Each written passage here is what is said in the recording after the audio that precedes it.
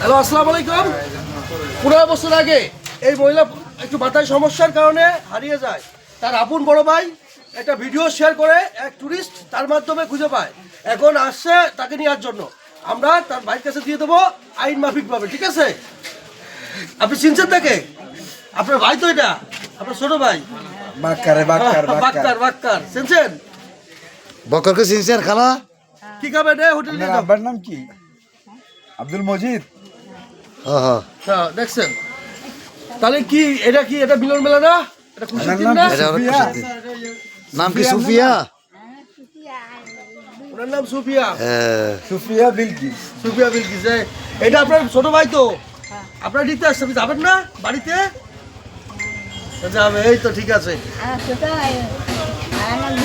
হ্যাঁ, বিলকিস। এই যে আপনার ভাই পাগলের মতো আপনার খুঁজতেছে, আমার ফোন দিয়েছে সেই সকালবেলা বান্ধবন এসে। এখন ওই যে রাখছি এখানে থাকতো 3 বেলা খাওয়ার নাস্তা পানি সব সময় দিয়া ভরপুরে রাখছি আমরা। এখন আমরা তোমার হোটেলে একটু টেবিল ফাঁকা করো। 3 টাইম দিলে সকালবেলা রাত্রে দুপুরে যতটা খাবার সব এখানে বসে এখানে খাওয়া। অনেক ভালো। এই কাশবন মামা উনি মানে এখানে পাগল। এই কাশবন রুমা বাজারে কাশবন হোটেল, এনি সবাই ভালো জানে। এটা হোটেল আমরা খাই, ইনি নাকি খাওয়াই দাওয়াই রাখতেন। এনি না সবাই এখানে 8টা পাগল আছে।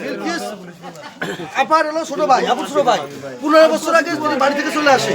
আসার পরে রুমা বাজারে অবস্থান করে, বিভিন্ন জায়গায় হাঁটাহাঁটি করে, মাথার সমস্যার কারণে এখন তাকে পাইছে, পাই তাকে সে খুশি। এখন আমরা আইন মাফিক তার ছোট ভাইয়ের কাছে আমরা তাকে তুলে দেবো। আমরা আগে রাস্তা রাস্তা খাইতাম। আচ্ছা ঠিক আছে, খালা আসেন।